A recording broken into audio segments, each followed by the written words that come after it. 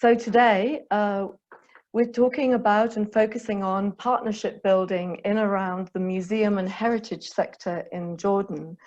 And we're very pleased to have with us today key members of the AHRC Newton-Khalidi funded research and development project, Learning from Multicultural Amman, Engaging Jordan's Youth, which has been a project that's been running for about a year now, with many activities that are going to be reported on by our speakers. We've got 3 speakers who will talk for about 10 minutes each, one after another.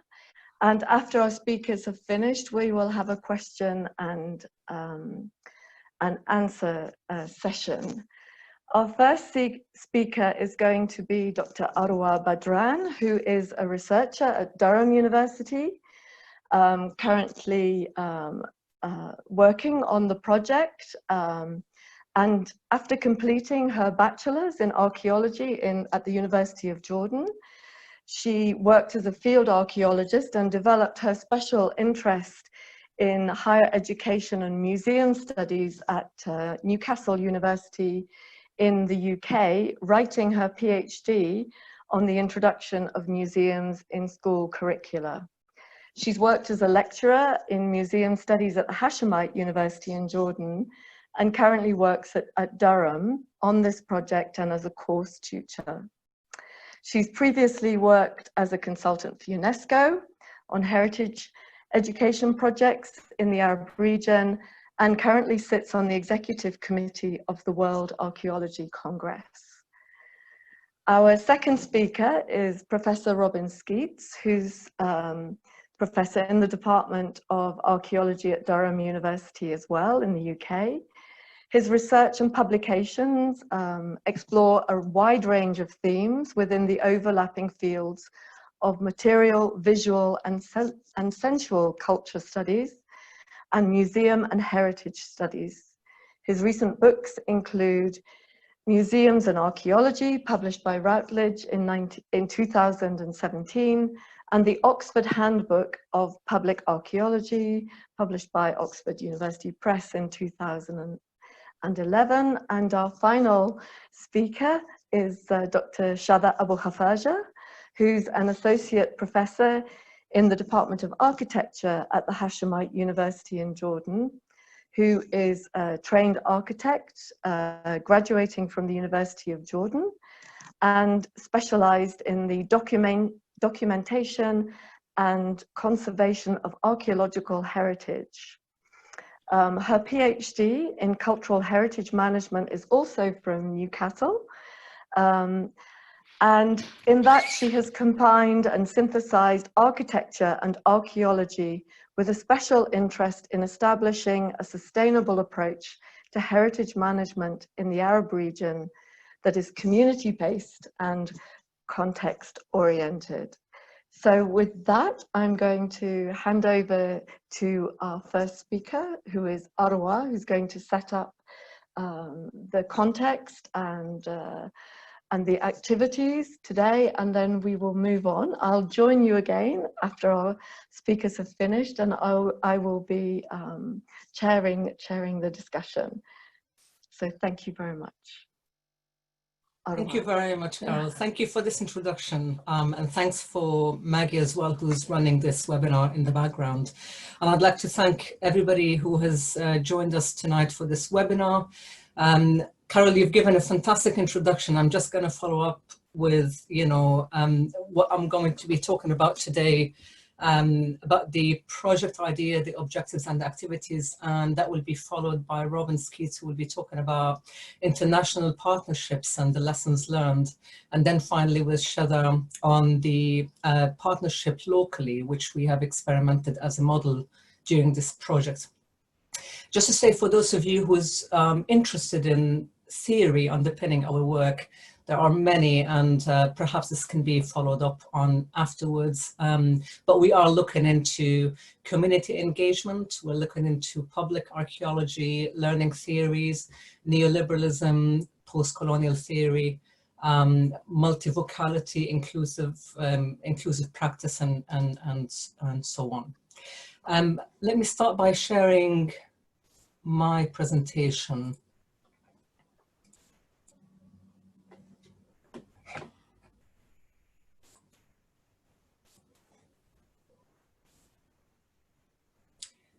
Right, so I'm going to start with how the project concept actually started, and it actually started a long, long time ago. So this is in 2006 when I was doing my fieldwork as a PhD student, and that's my visit to AHRC Archaeological Museum in the north. And as I was walking around the museum, I saw these kids taking their photograph sitting on an ionic column.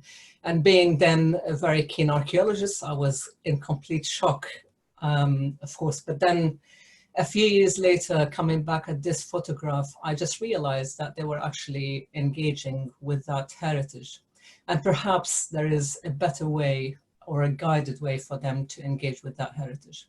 So stemming from this concept and about, you know, who can actually get together and help promote a better engagement for this young generation. And really a lot of it starts here with the education system. So as part of my PhD, I've done a lot of research on the curriculum and found that a lot of the past in Jordan is excluded. It's presented in a scattered manner. There's very little engagement in how the past is presented, but also there's a lot of focus on archaeology as a commodity within tourism. So there is a combination of factors that are actually influencing the way children are actually perceiving their heritage. Looking at museums in Jordan, so there are many. We're still counting. So on the left-hand side, this is the Jordan Archaeological Museum known as the Citadel Museum. And this is a museum, this is the first official museum that opened in Jordan in 1951 and followed by many others. So this museum, as well as the others, are part of the pre-year 2000 museums. So a lot of these museums rely on traditional displays and mostly guided tours for school children. However, they contain this fantastic, rich collections on display in a storage room that could be a great learning resource for children.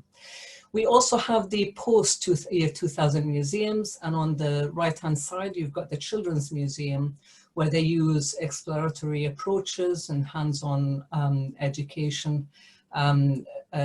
Also, you know, another addition to the museum, local museum context that we're looking at as part of this project.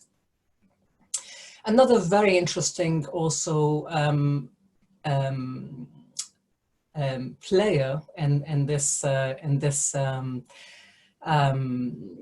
initiative is the actually higher education. So what you see in front of you are products by Hashemite University students, which Heather will be talking about more in her presentation. But they're actually doing a reconstruction of archaeological sites in Jordan, which we think could be a really interesting learning tools for museums to use to engage children about learning about their past. And out of this, we created this model of partnership that we wanted to experiment with and implement. So it's basically this museum, school, universities collaborating with each other to better engage the youth in learning about their multicultural past. So moving on to the project objectives, if you start from the bottom, we wanted to identify local good practice. So we didn't want to parachute a Western model. We wanted to know what actually is in Jordan, what really works in Jordan, and perhaps try and bring in some international good practice and blends and see what we can adopt and adapt to Jordan. And based on our research, we created a training program for museum professionals in Jordan. And after that training program, we started implementing activities to pilot that practice. So now we're on to the stage where we're developing guidelines for the sector on best practice in museum education for Jordan, which will then follow on with that into the advocacy phase where we are trying to get support from decision makers in the heritage and in the museum sector. So basically we're trying to institutionalize this this practice and make sure that there is this umbrella that could support museums in their work. So our project partners, we are 6. So it's Durham University, Hashemite University, University of Jordan, the Jordan Museum, the Department of Antiquities, and CELA for Training and Heritage Protection. It's quite a big team. We're 14 people, so the 3 of us are actually presenting this on behalf of our team, because everything we've done in this project has been a teamwork. So we started off with our March visit. So that was the needs assessment and exploration. We met people along the way, visited lots of museums. We met with the partners for the first, well, not myself, but I had Robin, and then you've got Ross there from the Durham Library and Collections at Durham University, who also joined us in the project. So we all got together. So that's a picture of our team. Feeling very happy at the start, and we are still happy all the way in. And then you've got falafel along the way to a bit of spicing up. So one of our first key activities was actually the training part. So we started training in July 2019. So we hosted a 4-day training, and we opened it up for everybody in the museum sector. So we've done it in the Salt Historical Museum, which you can see the picture of the museum here on the slide. We also did it in the Royal Automobile Museum, the Royal Tank Museum, and the Jordan Museum. So we were about 55 museum professionals all in one place. And this is quite unprecedented in the history of Jordan, to have that group of professionals all meeting in the same place and talking about museum education and local practice. The training program was a British Jordanian production, so that was also taken into consideration so that it would fit within the local context. The second training program was done in Durham a few weeks later, where we had 24 museum and heritage professionals who attended the first training join us at Durham to observe, engage, and learn from museum education practices in Durham. So basically seeing things in action. It's also interesting that everybody also brought in their own good practice to share. So this wasn't a one-way direction. It was an exchange of experiences, ideas, and practices between UK and Jordan. Once we were done, we started implementing activities. So on the right-hand side, you can see one of the Hashemite students with her model of the citadel. This is in the Jordan Archaeological Museum, along with our lovely schoolgirls from Balqis Primary School. We had 30 schoolgirls, 30 Hashemite students, and we were all gathered in the Citadel Museum. So this was all led by our project partners. So over 2 hours, they had an engaging activity about Taiki. That was the theme of the activity. On the left-hand side, that's Mahmoud from the Folklore Museum. And this is when we started receiving information, photograph about people actually coming back to Jordan and starting their own initiative.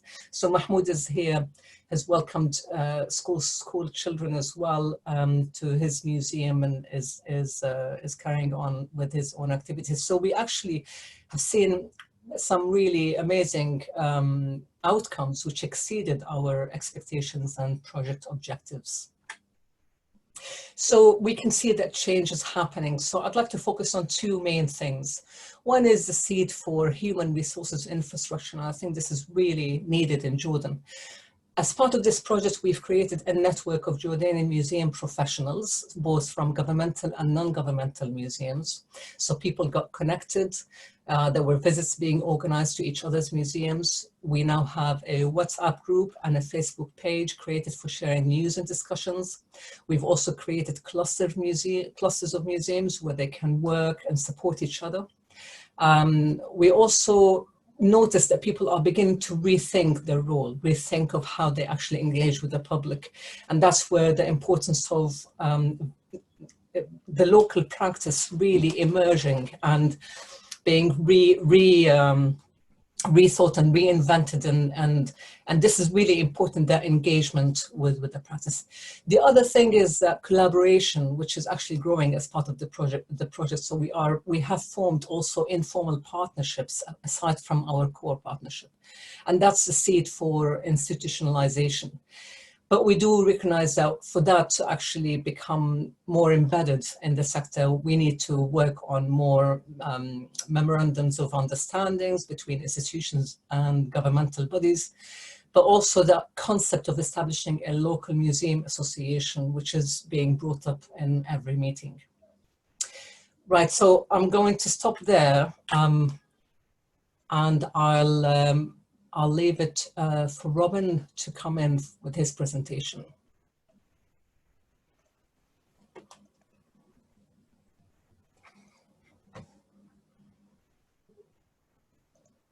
Hello, everyone.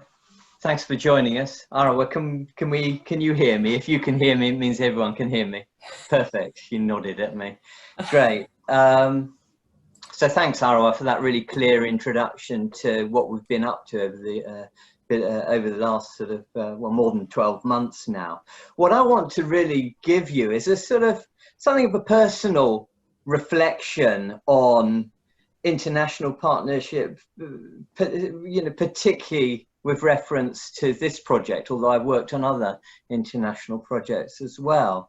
And I want, there's really three things I want to go through with you. The first is the challenges, actually, that we've encountered in our international partnership working. The second are the positives, the rewards one gets from working together.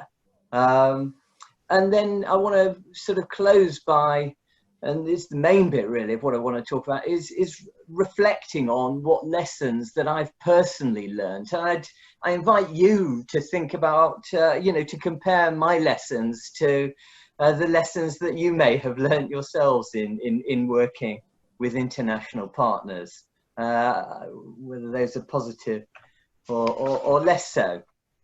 So to start with the challenges that I've certainly encountered, well, you know, language is always, you know, an issue. It's a joy, but it can be a barrier as well. In our case, English and Arabic. Well, you can see my list of 5 words on the right. Perhaps it's growing a bit. But it does mean that one's dependent on translators, and good translators who have specialist knowledge of the subject area. Then there are, in Jordan, as in everywhere, you know, there's a degree of bureaucratic barriers that one has to somehow overcome, whether it's top-down decision-making or a general reluctance to change, or the need for these wonderful MOUs that Arwa was pointing us towards as well. But, you know, I've worked in Italy as well, and frankly, it's even worse there. So also, you know, just the technicalities of working with a grant, whether it's from the UK or elsewhere, it's difficult, particularly when one's working internationally, and what money you can share within the constraints of the grant, and you know, how much so. There's some, it's really tricky, and it can cause a bit of upset, and you know, particularly if there's an imbalance or perceived imbalance in the budget. Then another challenge that I've encountered, and it should be a positive really, is just trying to reciprocate on Jordanian hospitality. I mean, when, you know, particularly, for example, dedicating enough time for looking after one's partners when they come and visit you for 10 days, you know, was a joy, but also interesting challenge. And then finally, another challenge we encountered was actually needing, you know, I think what I'm trying to say here is that we need to practice. It was quite challenging practicing inclusivity, both in our project planning and decision making. It is complicated, particularly when you've got varying modes of communication being favoured by your partner, your project partners, whether it's in person, which works great when you can travel, voice messaging, WhatsApp, and so on. So, you know, there are some challenges there. Moving on to the positives, there are plenty of rewards. And, you know, that's what makes my job a real pleasure. Learning about Jordanian society and culture is fascinating. And meeting and working with our partners, experiencing that Jordanian hospitality, the politeness, the openness, but also this passionate commitment. It was also, as I've said already, a joy to welcome our Durham colleagues to Jordan. Hopefully you can see the image at the bottom there of everyone outside Durham Cathedral on a chilly but sunny day. And then learning, and this is something Arwa said, learning from our Jordanian so-called trainees actually about their ways of doing things, their ways in which they think we might improve things. You know, training is really, we experienced it as a two-way process. But also, you know, we did a lot of evaluation, have done along our project, and reading the positive feedback from our project partners and participants about how our project's actually making a difference to cultural heritage professionals and academics, and indeed school children in Jordan, is very rewarding. Finally, something we've got onto very recently is co-authoring research papers now. And the older I get, the more I enjoy this process of just knocking around ideas, sharing ideas, and you're really benefiting from one's Jordanian colleagues' perspectives and critical comments, actually. You know, they are polite, but they can be critical as well, and that's great. So to reflect then on all that slightly more deeply, there's various lessons that I've learned I want to share with you, and as I say, do compare them to your own. Firstly, I think it's important for international partners like myself to learn as much as possible as we can about Jordanian society and Arab culture, whether it's the traditions, gender relations, or working environments. Secondly, a big lesson is about, and we know, everyone knows this about project working, establishing effective lines of communication and styles of communication. It's absolutely essential. You know, there are diverse norms, so email is not necessarily, well, it's not the primary mode for us, whereas it tends to be in UK academia. I found also, although I'm being, you know, shouting at my camera today, I actually found myself in meetings softening my tone and being less assertive in meetings in response to Jordanian meetings, which I found characterized by friendly talk and food, where there's an emphasis on creating teamwork and ideas and productivity together. So that's something I've, you know, beneficially adapted to. And also I've enjoyed not only asking questions, but listening, trying to understand the challenges faced by one's colleagues, one's partners, and their hopes for the future. Third lesson I've learned is about aid.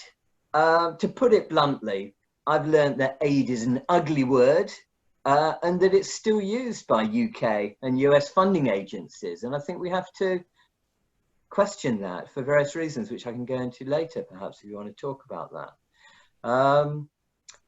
Fourthly, I think I've learned that due to operating in, you know, what is in the UK an increasingly competitive university sector, there's a tendency for UK-based academics, including myself, or no, not including myself, in fact, to play this sort of collaboration partnership game to secure funding, to secure successful impact case studies, to even secure career progression for themselves. And it is difficult to break away from this context, this competitive context. But I do sincerely believe that we as international contributors to projects must work in partners with Jordanian colleagues in what Arwa has described at the beginning as a post-colonial manner that rewards partners equally. Fifthly, and this is something Arwa touched on as well, which is that established standards of good practice in the UK and the West shouldn't be automatically used as a baseline for evaluating and changing local practices. They have to be adapted pragmatically to local circumstances and solutions, especially in the context where we're coming in with only short-term project funding, you know, to our partners, essentially, you know, with relatively limited financial resources to make what they can of these international practices. And finally, I've learned that despite the widely held perception, and you see this on various published articles on gender in Jordan, despite the widely held perception that women are marginalized in the political and cultural religious context of Jordan, actually what I've learned is the female participants in our project have come to the fore, selflessly using what time, leadership, influence and power they do have to help us achieve our shared goals. So at that point, I think it's very appropriate, or hopefully appropriate, because she lost her internet connection. I got a message saying it was broken a little while ago. Yeah, she's back, I think. Brilliant. So it's very appropriate then that I hand over to one of those fantastic women in our partner. Shada, over to you. Thank you, Robin. Right. I'll see if this is going to work. Can you hear me and see my presentation? Yes. Brilliant. Thank you everybody for being here today. And in this part, I will be explaining the role of the Hashemite University in the project that Robin and Arwa has just explained, and the kind of relationship that we in the Department of Architecture are having with our Jordanian and British partners. When Arwa first approached me to be part of the project, we discussed two main points. What we in the department as students and as instructors can offer the project, and what the project can offer us back. And because the project is based on school children engagement with heritage, we thought that this would fit perfectly with the heritage module that we teach at the Hashemite University. Now, in terms of what we can offer the project, we thought that we can offer our students knowledge in documentation and evaluation of architectural heritage. We've been doing this for quite a long time in the Hashemite University, but in 2014, we have shifted into producing a more engaging material based on the scientific documentation of architectural heritage. We started designing with the school children in mind, so we created material that is dynamic, sometimes colorful, and interesting enough for school children to engage with. The material comes in three basic shapes. The logos, we designed the logos to capture the mind of a child, to engage, like these two logos here for the city of Jmal. A camel would definitely capture a child's mind regardless of his or her culture. The second shape of creative material is interpretive model. Now, interpretive models are designed to be played with, to be altered, and sometimes they contain movable objects just to keep children engaged. In this colorful model of Jarash, some parts are cut into puzzles. I hope you can see them. I can point them here. But some parts are cut into puzzle pieces to engage children and adults alike, and hopefully learn something out of this engagement. The third creative material we create in the Hashemite University as a department is interpretation material. We design interpretation science to be vibrant and colorful and engaging, no matter how serious the information they provide. To your right-hand side, you can see an interpretation sign for some parts of Medinat al-Zarqa, the Zarqa city. And the other sign is for the village of Gharise, near the Hashemite University. So basically, we offer the project our students, their passion for heritage and their willingness to engage with heritage and with others over heritage. In return, we thought that the project will offer us, the audience, the school children that we are eager to interact with and explain our creative material for. We also thought that the project would save us the logistic and the time and effort that is needed to reach out for school children and school teachers and to arrange for the event. But most importantly, we thought that this project will give our students the chance to experience partnership.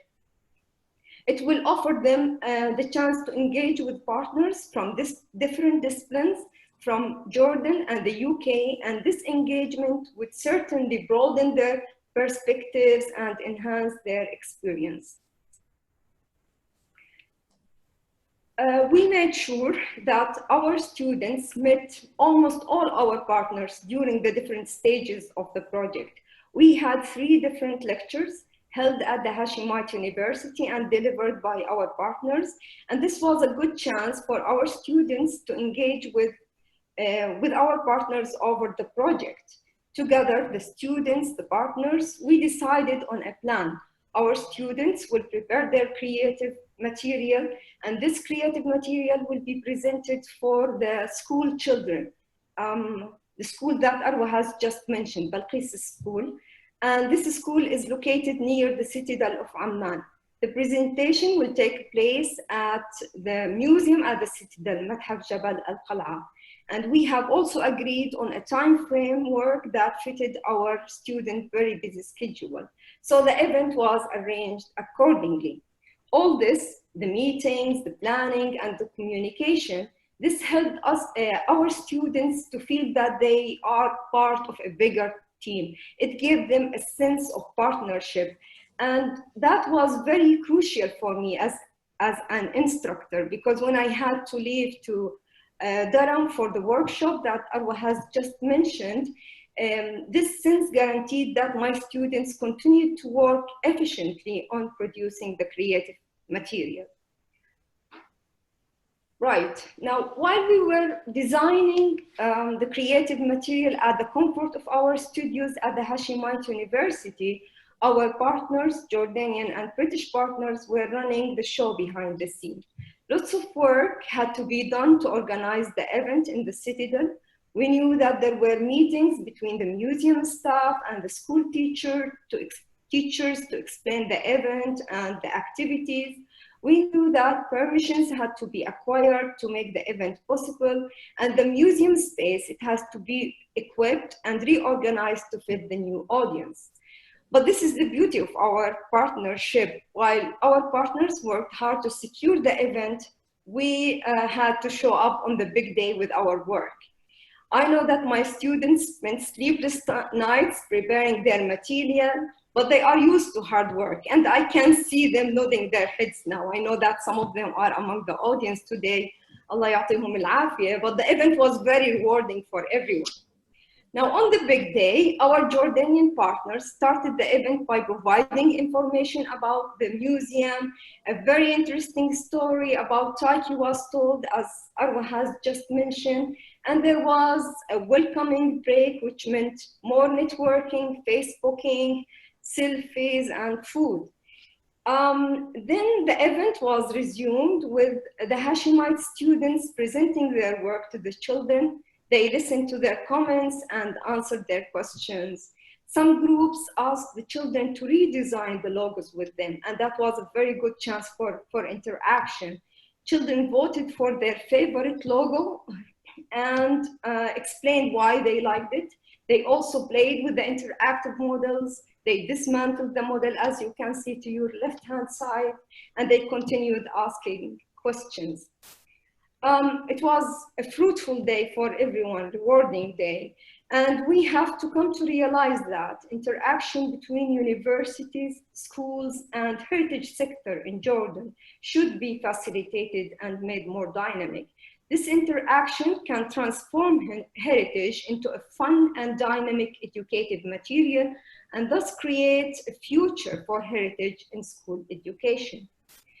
We also finished the day with the sense that engaging university students with different scholars from Jordan and abroad, this widened their perception and offered them opportunities that might enhance their future and enrich their career.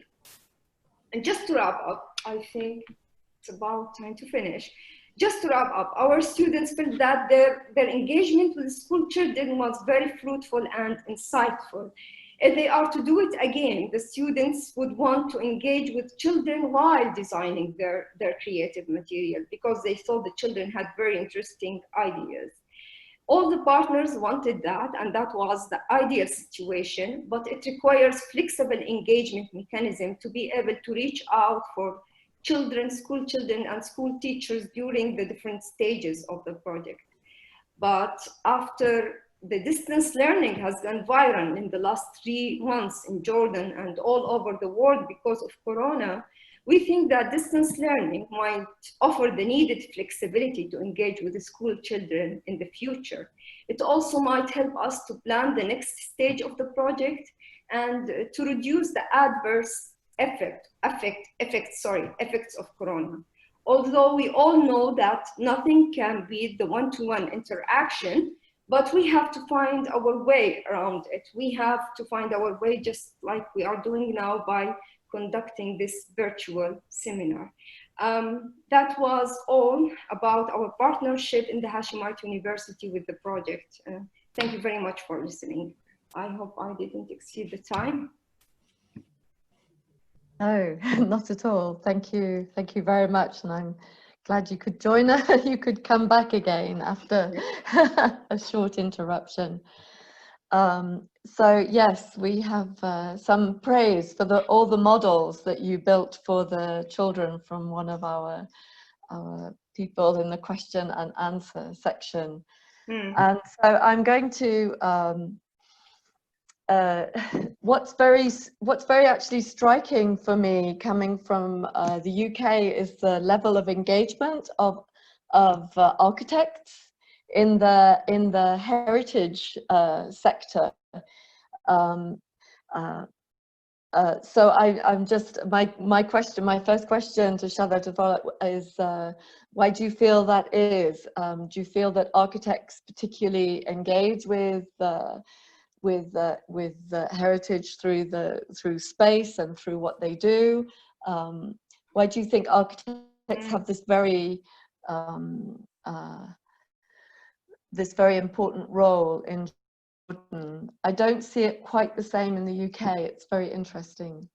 I can speak for myself when I say that the modules that I have learned in my university, history of architecture 1, 2, 3, and 4, were delivered by very interesting professors, and I think that was the reason. The other reason would be what you have just mentioned, Carol, is that we are surrounded with this rich environment where historic places are everywhere, and I think there is a third reason. It's built in within a person. Some people are very eager to learn about the past, and they find their future in the past, like myself. So, but yes, it is the richness of our historic heritage that might be the general reason for everyone, for all artists. I'm going to encourage people who are in the Zoom room to put their questions in the Q&A, please, so that we can answer them. And I have a familiar name here. Katerina Schmidt is saying thank you, all of you, for your interesting conversation and sharing your experiences. So for Arwa, what do you feel how do you feel museums have changed between the past, how they operated, and today? What are the focuses of interest that you see in Jordanian museums and professionals working nowadays? Thank you, Katrina. I mean, I think I've mentioned the pre and post 2000 because I can see that there is a difference in the museums that were established since 1951 until 2000. And I mean, we look at them as rich with collections, but there are still rigid places. And there's that lack of the hands-on and that engagement that you've seen the project is trying to introduce is lacking. So, you know, it is a little bit traditional in its way. And then the museums that opened afterwards, perhaps there are, you know, degrees in museum and heritage studies are offered now more than before. So you have a different generation of people coming in, not from an archaeological background specifically, but from various backgrounds. So there's multidisciplinary professional approach to museums where you get people from science backgrounds, from marketing backgrounds, and they're going into these kind of more modern museums to change the way engagement is happening. And what we've noticed is that there is a gap, to be honest, between those two eras of museums, between the people working there. Just because there's little communication happening, people need to talk to each other, they need to understand challenges on both ends.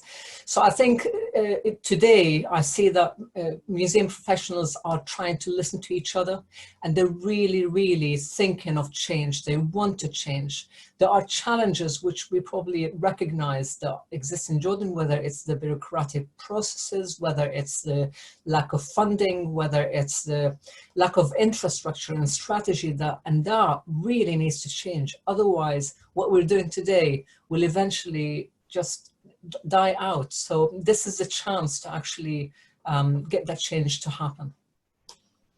Thank you.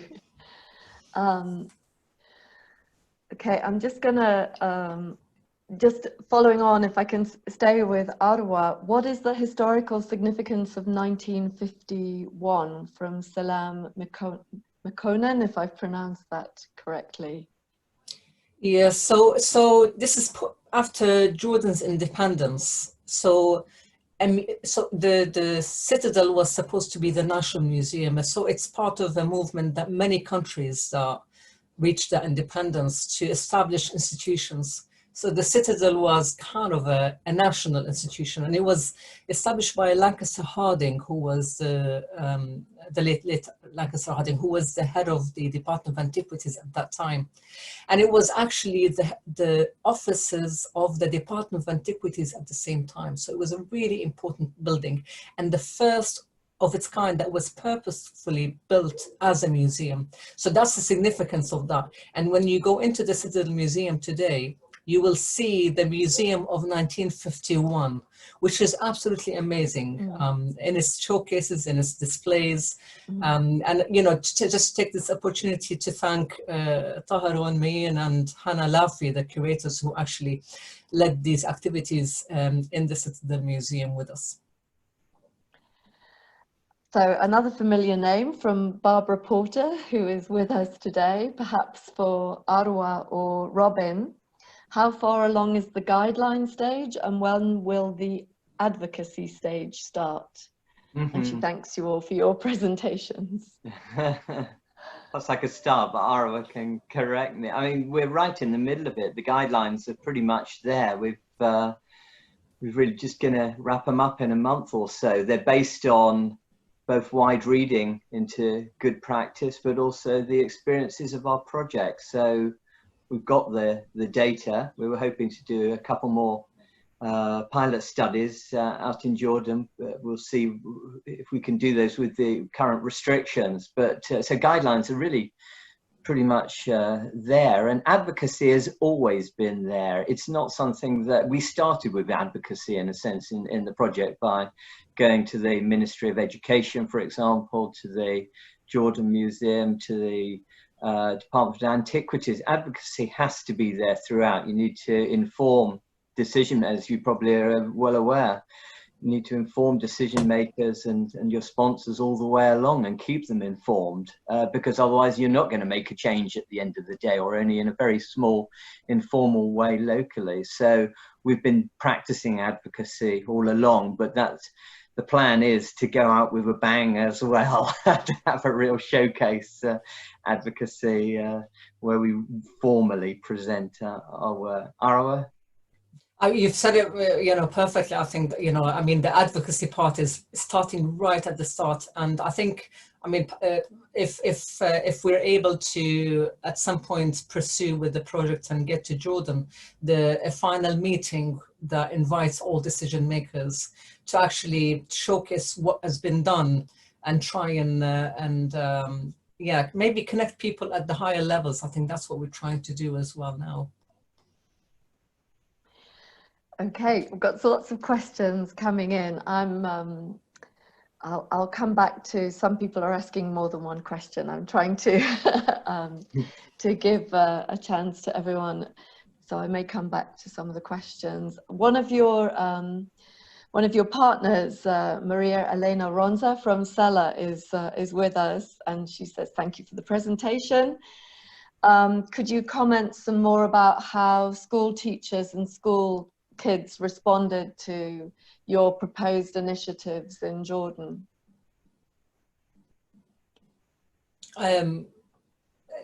Shada, I'm happy to comment. Maybe Shada, you could talk a bit about that. I can talk about the response of the school children, and I guess it was very, very educative for them, but also it was fun. But to be honest, and this is what I have explained during the presentation, our partners spared us the hassle of engaging directly with the teachers before the event itself. I know it was a very interesting thing to be involved in, but because of the limited time my students and I had, so we all focused on delivering material that is really engaging for school children. And to do that, we have used some references that are tackling how children can be attracted to material and learn from them. So maybe my answer is not relevant to the question directly, but I can read from the response of the children that this is something they want to do very often, not only them, but also my students. The almost architects, they really enjoyed the process, and they thought it should happen more often. And some of them thought that they can do it not only in heritage module, but in other modules. So, yeah. But Arwa, you might be able to talk just about... just to say that if after that now, so the school has joined our Facebook page, and we're still in contact with Mrs. Majida, the headmistress, and Ms. Fadia, one of the teachers that were there, and we invited them to this webinar. So I'm hoping they're listening to us today. So that partnership is extending beyond the project as well, which is something really nice to see. Okay, we have a question from Lina Al-Bakar. I just want to add that the attraction of this project is that it's compatible in dealing with different kinds of sectors, private and public, and also dealing with changing mentality and changing procedures in Jordan. And it gives the opportunity for us to take the decisions together. So this is a real benefit of this kind. So I guess that's a comment of appreciation. Thank you very much. And I'm going to go back to Katerina, because she has a question that I would like to ask today. Is in the context that you're working, and you've alluded to this as well, how do you deal with the concept of best practice in a intergenerational, intercultural, intersectorial endeavor, as you're describing? How do you approach best practice? I'll give it a try to start with, but I'm definitely going to need my colleagues in on this answer as well. So it's a fantastic question, and I've been scribbling away thoughts on it. I mean, trying to find you a good example here, but what I can think off the top of my head, really, although there should be plenty of other examples, in a sense that, you know, the standard good practice sort of, you know, what you get out of museum education, you know, literature and so on, we can see it, and our partners were certainly, you know, either aspiring to that or achieving that. So I mean, you know, that there wasn't so much attention over the sort of standard museum education where we're trying to get to in terms of good practice, but it was more in terms of good practice around where for international projects, there's an emphasis, or indeed national projects, at least in the UK, there's a strong emphasis on partnership building and networking and advocacy, using both informal and more formal sort of mechanisms. And it's quite easy, for example, to just go to a school down the road here in Durham, make friends with the teacher, and it all happens. They come and visit your museum after a bit of a risk assessment, and they'll come, and it's really quite an informal, nice sort of process and really beneficial. In Jordan, what I've experienced is it's a bit more tricky, and right from the beginning, my heart dropped when I realized that MOUs were fundamental to a lot of the way things operate. And so, you know, that more top-down approach, a more formal approach to forming partnerships and agreements. I don't know if that's good practice or bad practice, but it was certainly difficult practice that I had to engage with. Shada, Arwa, what do you think? I guess, well, it's all circumstantial. I mean, yeah, a good practice in Jordan might not be a good practice somewhere else, but from my point of view, I think the good practice would be more about responding to the context, responding to the problem or to the issue that you are dealing with, and trying to make the most of the resources that you have without having to look for external help. And sometimes, sometimes a good practice means just making the most of what you have. As simple as this.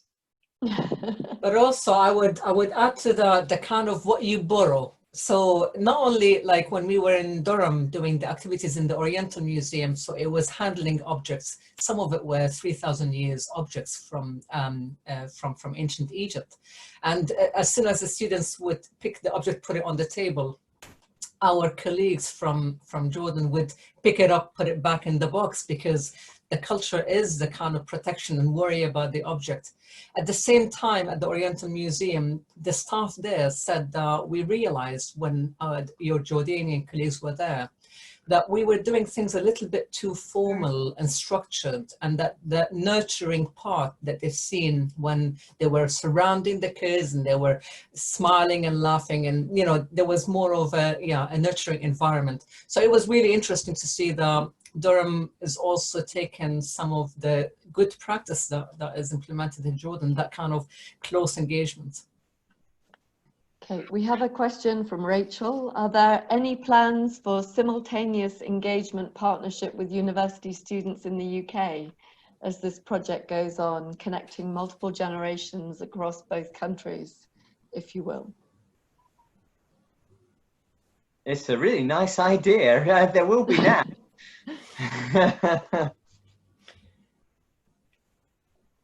Okay, so that would be hard work, Arwa. Can you imagine having like 30 students coming to Durham? I mean, just to say, sorry. Just to say that I should mention that some of us, sorry, Arwa, you go on. No, please. I should just say that on the back of this project, actually a couple of Durham students did go out to Jordan. I think they did, and they worked with Sela to gain some work experience. They were master's students in international cultural heritage. So, but I'd love to put those two groups of students together. That would be, I've seen it happen on other projects. It's so rewarding for those students and indeed the whole project to get that exchange of ideas and friendship at the level of the students. Arwa. I was going to say exactly the same about the master students coming to Jordan through Sela. So that's really been one way of engaging university students with heritage, even not in Durham, but all the way in Jordan. Mm. Hey, we have lots of questions. Still, Andrew Ferrara. Again, thanks you very much for your fascinating presentations. Has two questions. I'm going to ask one of them for now. How much overlap did you find between the national curriculum and the displays within the museums? and following on the potential opportunities for the museum collections to be a direct learning resource for schools. So this is about the overlap between national curricula and presentation in museums. Go for it, Arwa. Right. So it is a very interesting question, because how do you link museum collections to a curriculum that excludes 99% of the past? Having said that, there are entry points. So there could be an image of an archaeological site, let's say Jerash, and that talks about tourism. However, we can actually, through museums, link to that image and expand. So it's the kind of the breadth and the depth of information and the creativity that museums have to juggle with, of, you know, how do we link, how do we find these entry points in the curriculum? But to be honest, there has to be serious questions about how the past is presented and how. And I think one of the key things to start thinking about introducing heritage specialists, museum specialists in the authoring committees. Okay. A question sort of that I have, but also a question about museums in general. Can you say a little bit more about, you've obviously spoken about the Citadel Museum, but the range of museums that you dealt with, and also the dichotomy between centralizing heritage museums in one national museum versus a model of several smaller local museums, has many pros and cons. This is Stephen Smith, and is an issue in all countries. Where do you see the balance between a national museum and local museums lying for Jordan?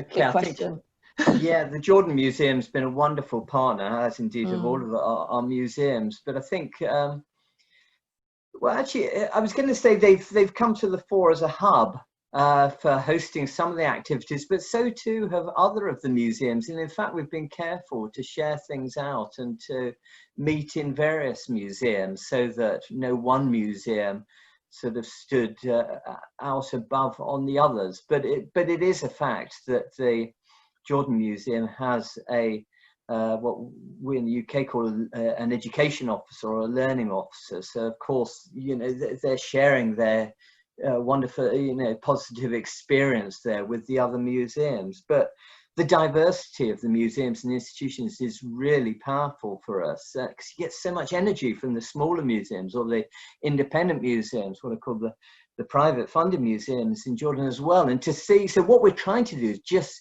really network those museums together to break down those traditional barriers or classifications of you're one kind of a museum or another.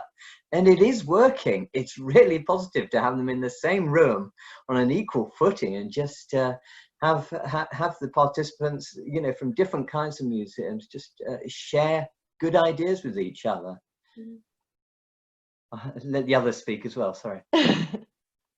I think, can I add to that, I think that it's worthwhile in Jordan thinking about the National Museum and the local museums, that we need to start thinking about the stories that the local museums are saying. So at the moment we have more or less site museums that are mainly, you know, a chronological order of, you know, telling the story of Jordan on a smaller scale of comparison to the National Museum. And I really think that we need to, for somebody to visit a museum in the north, to get a different story than a museum being visited in the middle or in the south. And then when visiting the National Museum, the Jordan Museum, is when you get the kind of the full scale story. So I think that is something that we need to work on in Jordan. It's the diversity and richness that small museum bring to the story of Jordan, the small stories within the big story. So that's the beauty of it. I mean, I still remember my visit to Kahflut, the small museum in El Ghor, and it was really fascinating to climb all this distance up just to see what it can offer you. It's worth the journey. And I think small museums, something that we should see more empowered and having bigger role in telling the story of Jordan. Okay. I think I'm going to ask just a couple more questions and maybe one of my own.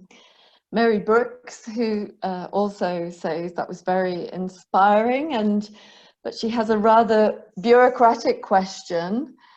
To inspire funders to fund future projects, they usually want evidence of effectiveness.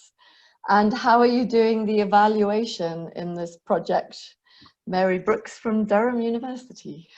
Yeah, evaluations run throughout the project right from the beginning, but particularly on all events we accumulate information, and it's not just a bureaucratic exercise. Actually, I've really enjoyed reading feedback and sort of adapting our, and helping our project adapt what we're aiming for and adapting our guidelines. So it's been a cumulative process actually of building on that evaluation. It's just been pretty much good standard practice that we've been evaluating more or less every activity we've participated in, and it's we've got numbers if required, but we've also got some lovely quotes and comments on what we've been up to. So I quite like it, to be honest. And James Siebert from UNESCO Jordan asks, what are your future plans?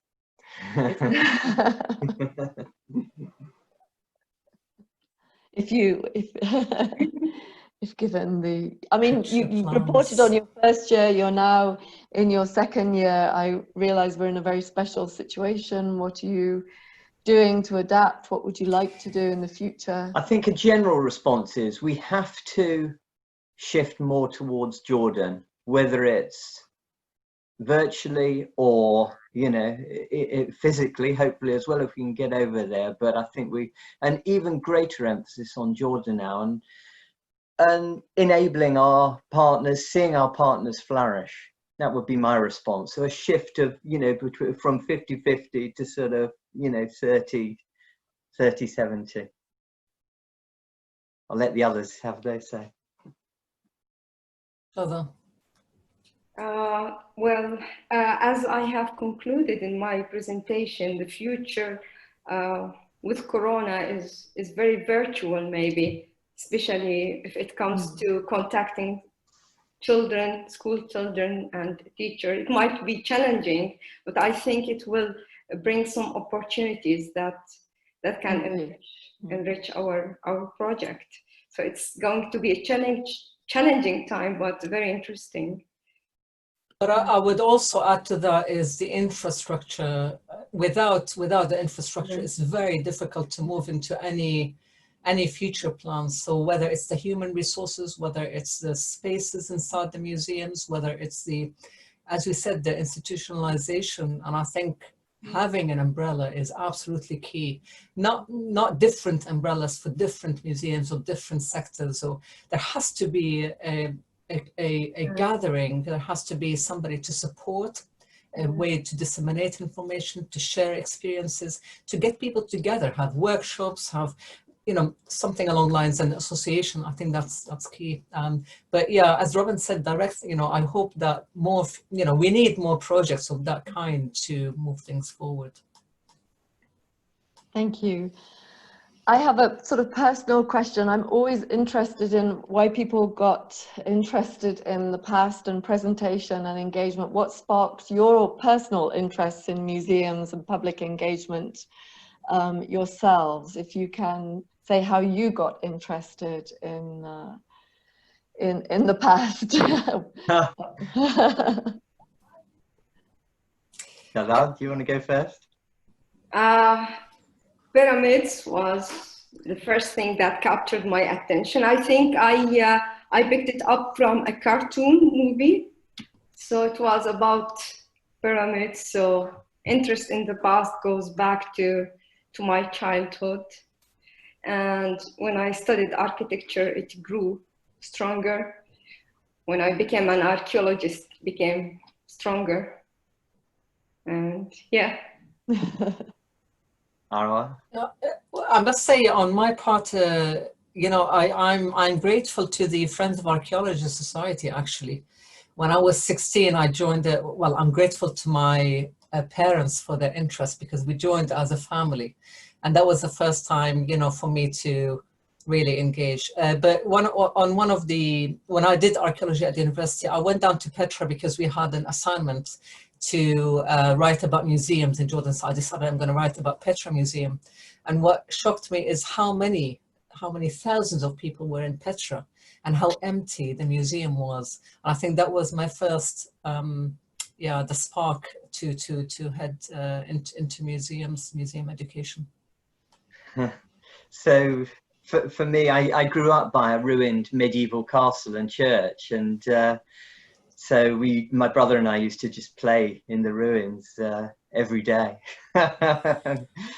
So it was inevitable, I think. The museums, of course, I've inflicted them on my children ever since, and I love them.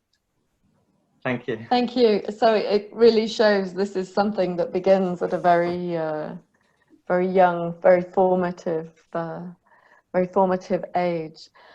I'd like to thank you very, very much for your presentations and for the project that you're doing, and for being willing to do this presentation today and share your thoughts and experiences with virtually and in a CBRL forum. So thank you very much, and we look forward to catching up with you a bit later, virtually or in person. And I'd like to thank the audience for joining us today. I hope you've enjoyed the event. There's been a lot of familiar names that have been in the participants. And just to encourage you to have a look at our website for future webinars. We have a broad range. The next one is also on Jordan in about 2 weeks' time on the theme of moderation. And please do engage with CBRL, join our mailing list, and you can support our work by being a member. And thank you very much to everybody, and thank you once again to our speakers. So.